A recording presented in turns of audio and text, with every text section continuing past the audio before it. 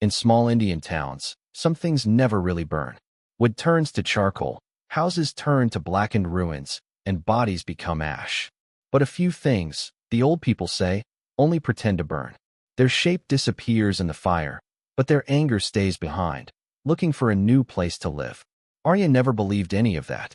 She believed in good Wi-Fi, exam deadlines, and the logic of science. Then, one hungry evening in her nanny's old house, she found the doll. The power had gone again. The ceiling fan had coughed twice and become still.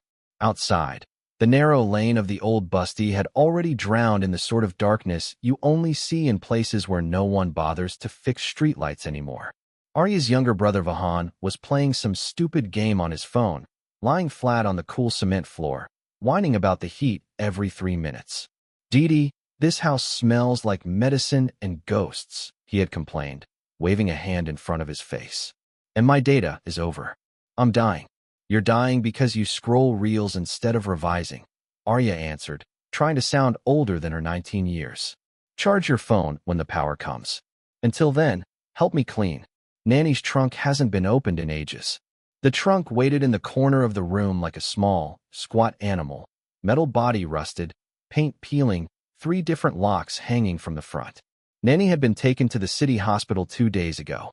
The keys had been left with their mother, who trusted Arya to just take out some old bedsheets. "Beta, the rest you don't touch, Han?"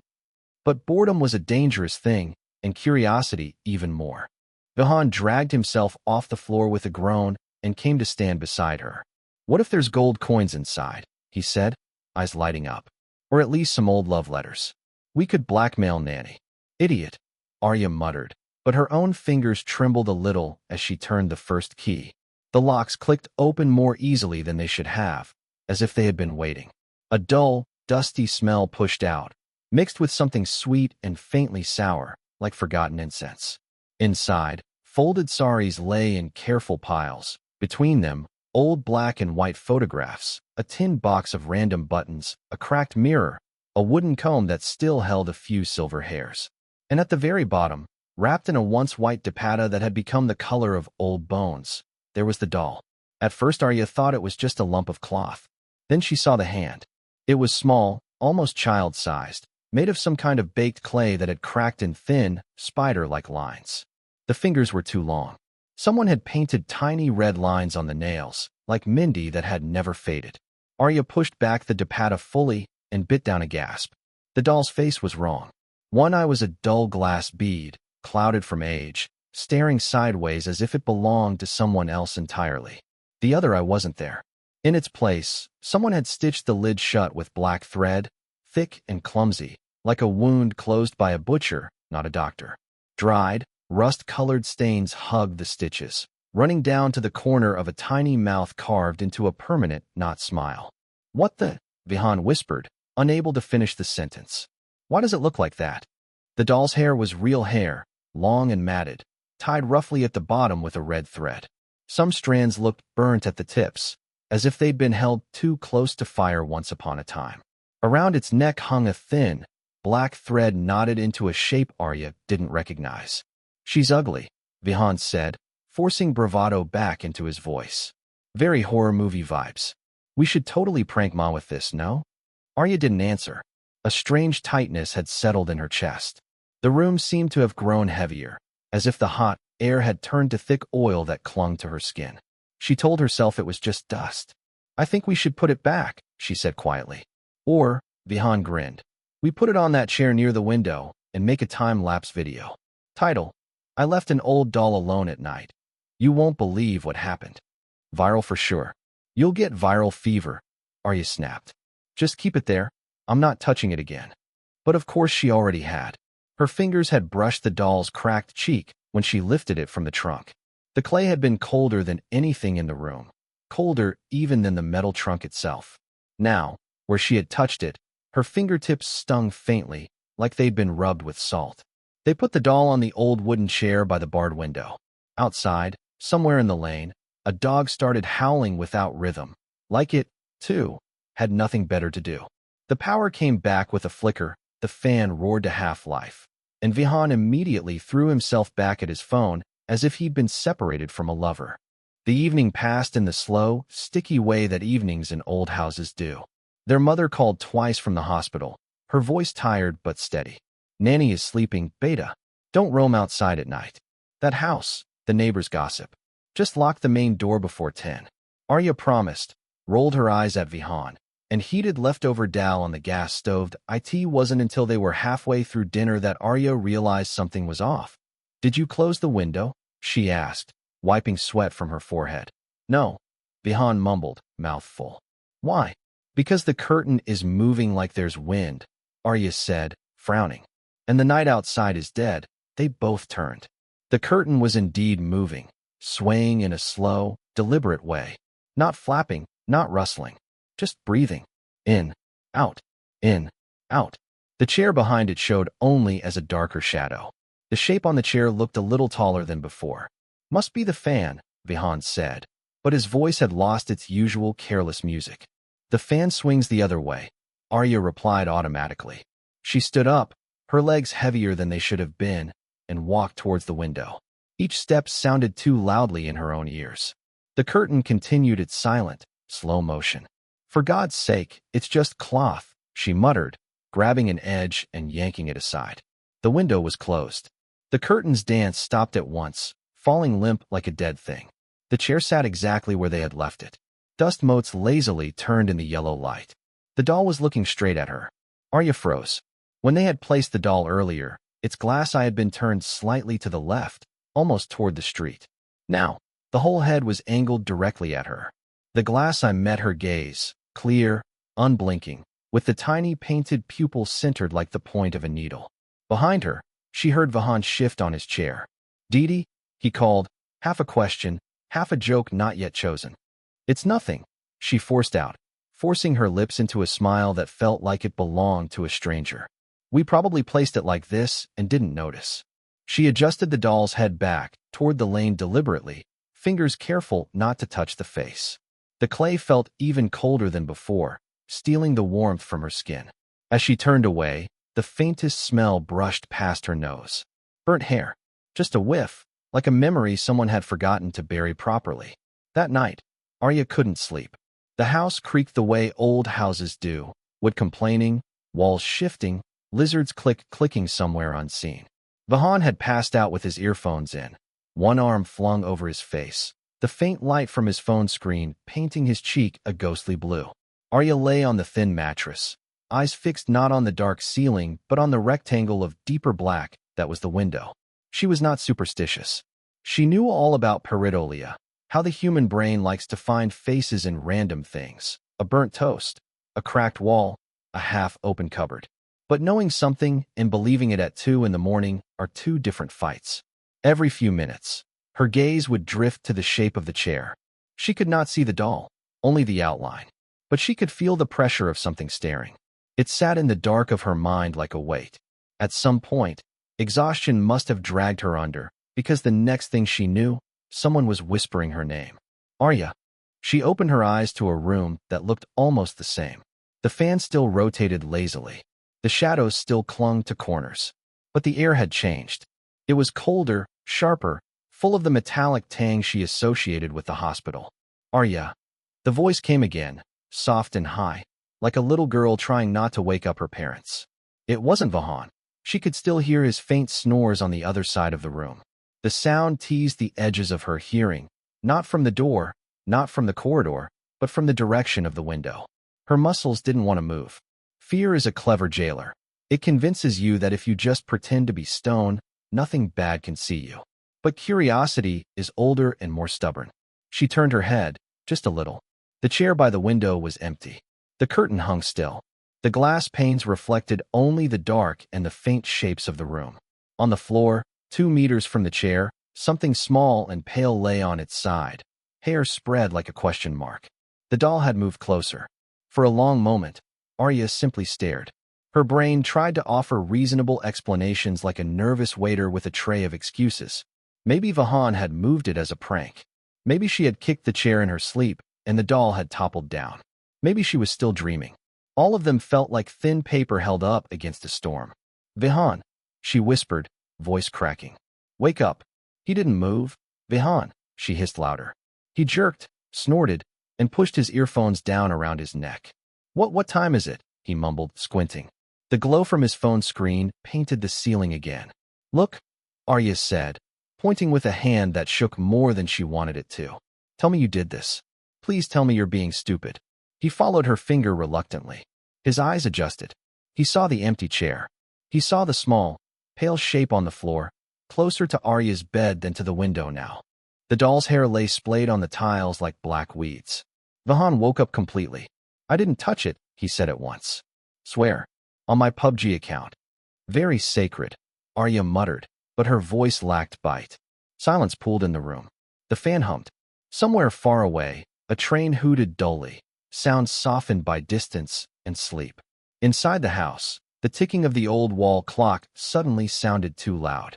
Maybe it fell," Vihan offered, but he didn't sound convinced. "Earthquake. Did you feel an earthquake?" Arya asked. He hesitated. "No, exactly."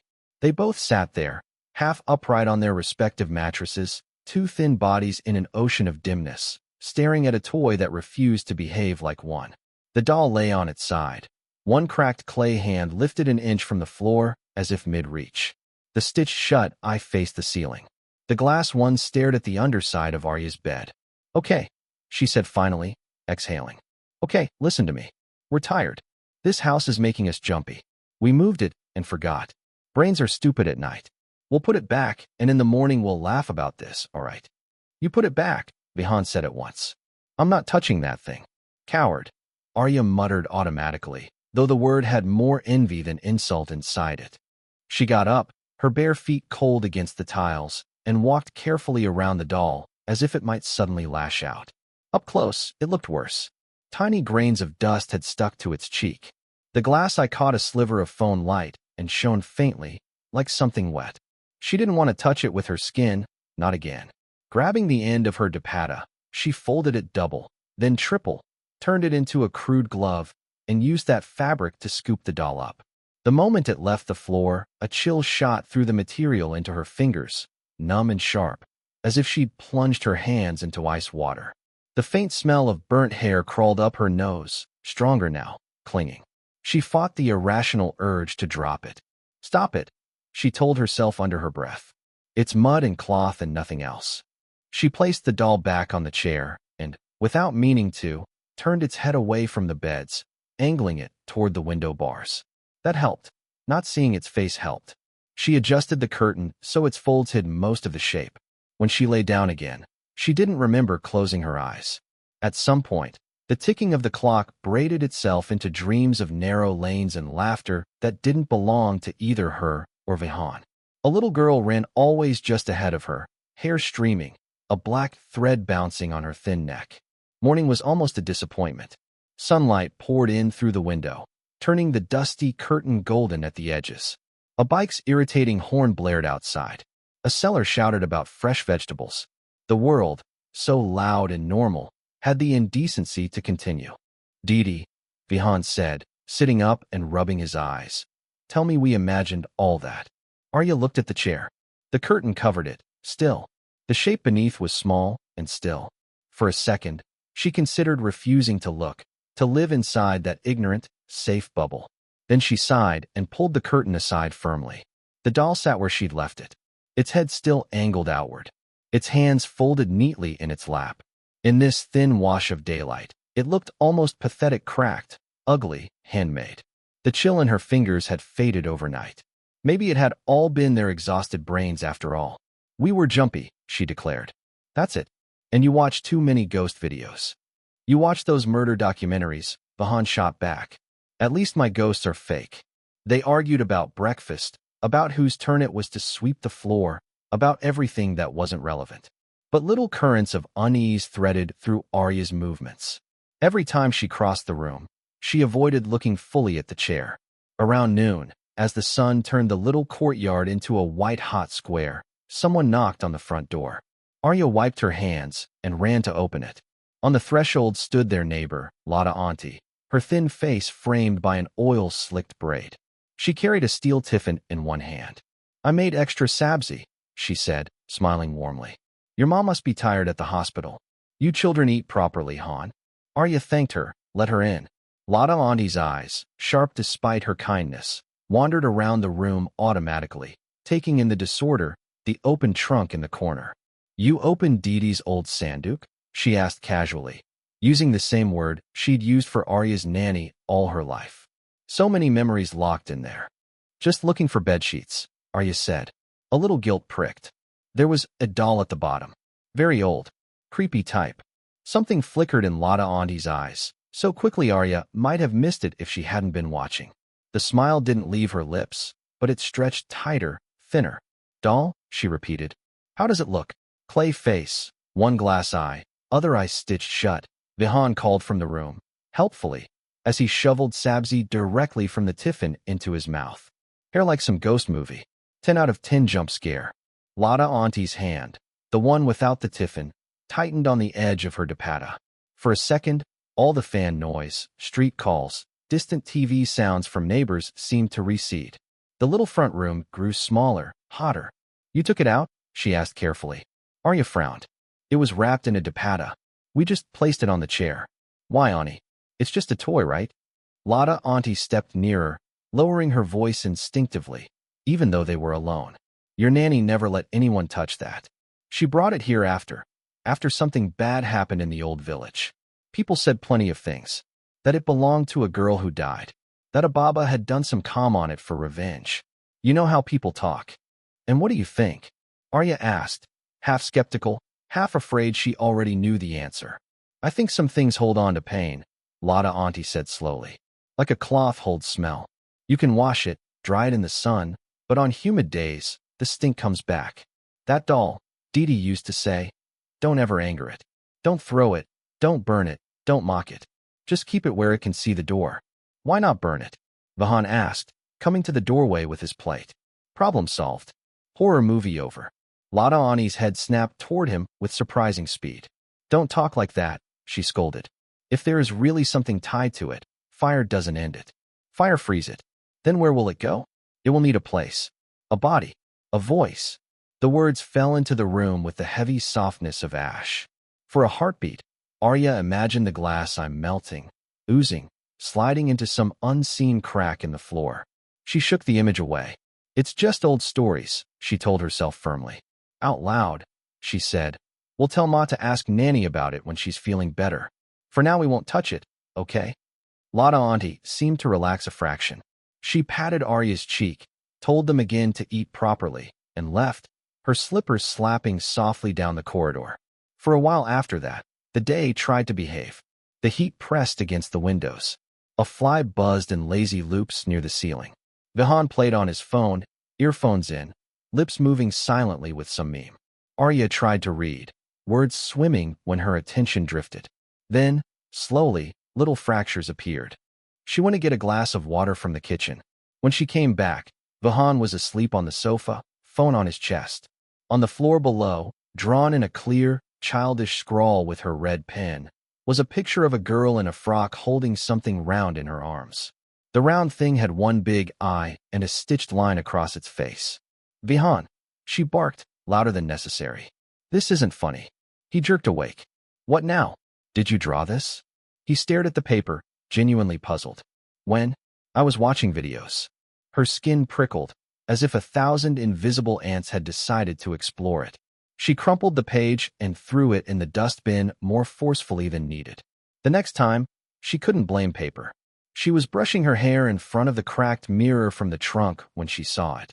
Behind her reflection, on the chair by the window, the doll's head turning. Slowly, deliberately, first to the left, then to the right, as if shaking a silent no.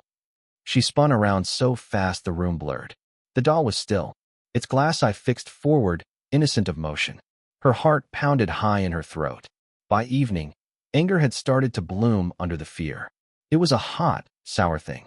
She was tired of flinching at every sound, every shadow. Tired of second-guessing her own senses. Tired of a handful of clay and thread stealing the normal shape of her thoughts. As the sky outside deepened to indigo, power flickered again. The fan coughed and stopped.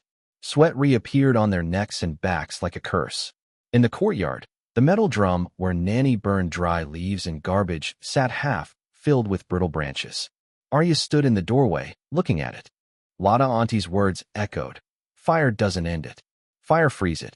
Logic stepped forward, stubborn. It's a doll. Superstition belongs in the same dustbin as that drawing. Burning it will prove it's nothing. You'll sleep.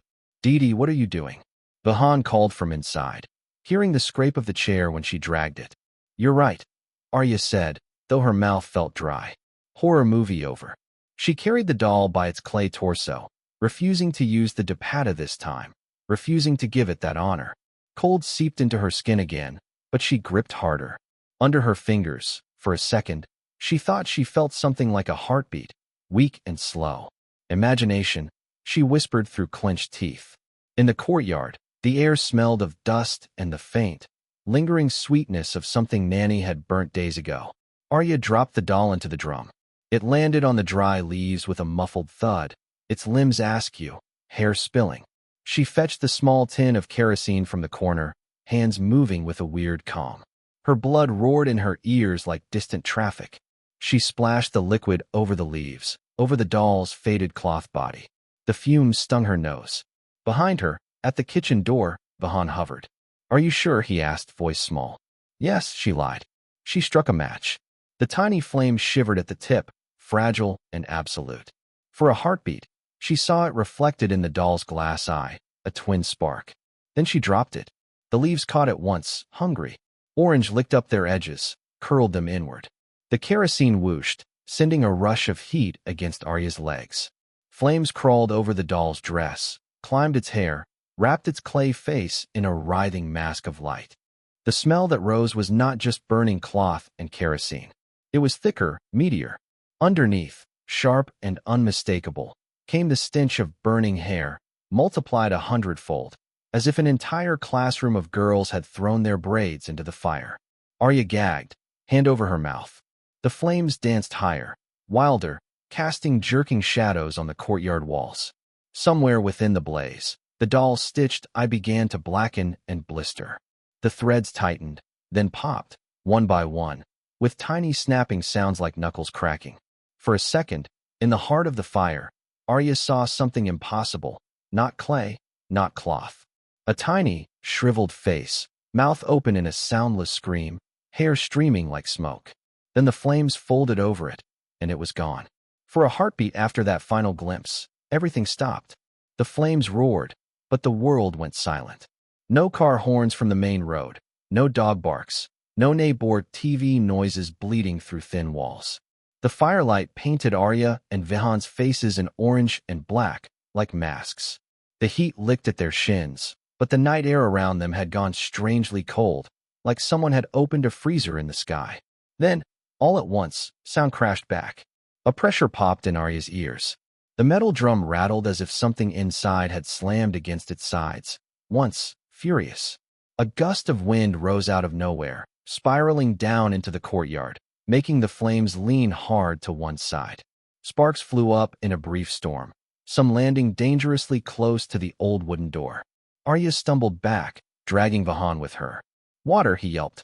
She grabbed the bucket they used for washing and flung the leftover water toward the drum. It hissed and spat. Steam burst upward in a thick, white cloud. When it cleared, the leaves were blackened mush. The flames had retreated to shy, licking tongues. The doll, or what was left of it, was a collapsed mass, half-melted clay and charred cloth. One piece of glass, cloudy and cracked, lay nestled in the ash like a dead fish. Arya's chest heaved. Her heart felt bruised, as if something had been beating against it from the inside. It's done, she said, more to herself than to Vahan. See? It burned. It was just a thing. He didn't answer. His gaze was fixed not on the drum, but on the ground just beyond it. Arya, he whispered. What is that? Where the ash had spilled over the rim of the drum and onto the courtyard floor, there were marks. At first, they looked like random smudges made by wet ash. Then the shapes resolved, small, oval impressions arranged in pairs. Tiny toes, clearly defined. Bare footprints. They led away from the drum toward the darkened corridor that went back into the house. At the edge of the threshold, they simply stopped, as if whatever had made them no longer needed to touch the ground. Arya blinked, hard. When she opened her eyes, the prints were still there. Old marks, she said quickly, voice too bright. From when Nanny cleaned the drum. They just look like a little girl walked out of our fire and into our house. Vahan finished, his face pale. Shut up, she snapped. We're tired. We stink. We need a bath and sleep. That's all. She scraped at the ash with her slipper until the prints blurred into gray streaks. Then she dragged Vahan inside, closed the courtyard door, and bolted it. The metal bolt felt flimsy under her fingers. The power stayed mercifully on that night. The fan whirred, pushing hot air around. The normal sounds of the busty tried their best to soothe. Someone arguing next door, a pressure cooker whistle. Distant laughter. Arya clung to them like lifelines. Her mother called around 9. Nanny is awake, she said, relief and exhaustion tangled in her tone. Weak, but scolding the nurses already. I'll stay here tonight too. You both are all right. Nah, we're fine. Arya lied, eyes flicking to the covered chair by the window. Empty. Of course empty. They had watched it burn. Beta, one thing. Her mother added, lowering her voice. You didn't touch that old doll in the trunk, nah? Your nanny gets very upset about that stupid thing. Static crackled briefly over the line. Arya swallowed. No, Ma, she said slowly. It's not here anymore. There was a sharp intake of breath on the other end. Then the connection dropped. The call ended with a dry click. When Arya tried to ring back, the network symbol spun stubbornly and refused to settle. She stared at her phone screen, then at Vahan. Great timing, he muttered. Very cinematic. They went to bed later than usual, stretching out every small task so they wouldn't have to turn the lights off. When they finally did, the dark felt different. Not thicker, exactly, but more occupied. Sleep came in shallow waves for Arya, never quite deep enough to erase the sharp edges of the day. She drifted, surfaced, sank again. At some point, she woke to the faint sound of humming. It was coming from the corridor. Soft, tuneless at first, then finding a melody. A children's song, half remembered. The kind of thing sung while braiding doll's hair or jumping rope. The voice was high and thin and not entirely steady, as if the singer was still learning how to use it. Vihan, she hissed, reaching across the dark for his arm. Do you hear that? Vihan, she hissed, reaching across the dark for his arm. Do you hear that? He grunted, rolled over. His mouth hung slightly open. A small line of drool glistened at the corner of his lips. Whatever he was hearing, it wasn't what she was. The humming grew a fraction louder. It moved, too, pacing slowly from the corridor toward the living room, then back again, like someone with small feet walking in circles, entertaining themselves. Every now and then, there was a soft tap, tap, tap, like fingers trailing along the wall. Arya's pulse picked up speed. Her earlier anger had drained away, leaving something worse, a crawling regret. Lada Auntie's warning replayed in her mind, word for word. Fire doesn't end it. Fire frees it. It will need a place, a body, a voice. She sat up, muscles tight, and forced herself to speak. Who's there? Her own voice sounded thin. The humming stopped instantly. Silence flooded the house, thick and sudden. For a moment, Arya almost wished the sound back. Blankness was worse. In the corner of her eye, near the window, something shifted, a darker piece of dark detaching, then melting back. The phone on the floor between their mattresses lit up briefly with a notification, bathing the ceiling in weak blue. In that heartbeat of light, Arya saw their shadows on the opposite wall. 2 side by side. When the screen went dark, there were 3. The third shadow was smaller, its head tilted at an odd angle, as if the neck inside it was too tired to hold it up properly. It stood just behind hers. Her throat closed. She couldn't turn to look, couldn't force her body to obey. The only thing that moved was her breath, fast and shallow. Thank you. A whisper breathed, so close to her ears she felt the cold of it sink into her skin. The voice was clearer now, and it wasn't humming. It was speaking. Each word scraped a little, like something unused to being alive. For letting me out. The smell of burnt hair rolled over her again, stronger than in the courtyard, as if someone had lit a match inside her skull. Her eyes watered. Beside her, Vihan twitched in his sleep. His fingers curled and uncurled, like a child's hand seeking something to hold. In the faint spill of streetlight from the window, his face looked younger, softer. Then, slowly, his lips moved. Dee, he mumbled, in a voice that didn't sound quite like his. She likes the door. Arya forced her eyes to the entrance of the room. The doorframe stood there, an ordinary rectangle of wood and plaster. Nothing moved in it, but the shadow just at its edge seemed denser, as if someone small was standing exactly where you wouldn't look unless you knew. Don't what? Arya whispered, not sure who she was asking. Don't burn her again, Vihan's borrowed voice sighed, then slipped back into a soft snore. Arya sat there until the sky outside shifted from black to deep blue to indifferent gray. The third shadow faded with the night, leaving only two. By the time the first morning sounds began, vendors, scooters, distant temple bells, she had almost convinced herself she'd imagined the whisper, the smell, the extra silhouette. Almost. Later, much later, when she would tell this story to anyone who'd listen, they would always ask the same thing. Why didn't you leave that house? Why didn't you run? She never had a satisfying answer. How do you outrun something that no longer lives in clay and cloth, but in corners and reflections and the spaces just behind your shoulder? How do you escape a thing that has no shape until it stands exactly where your eyes won't go unless someone says, don't watch this alone? If you ever find an old doll wrapped in cloth, with one glass eye and one eye stitched shut, you'll think of fire. Everyone does. You'll remember stories like this and laugh at yourself, maybe. You'll hold it over a bin, or a pit, or a metal drum, matchstick trembling between your fingers. Just remember one thing. Some things don't end when you burn them. They begin. And if, while you're sitting alone in the dark later, pretending you don't hear that soft little humming at the edge of the room, you notice a third shadow stretch itself quietly on the wall behind you, don't turn around too fast. Sometimes, they're still getting used to their new eyes.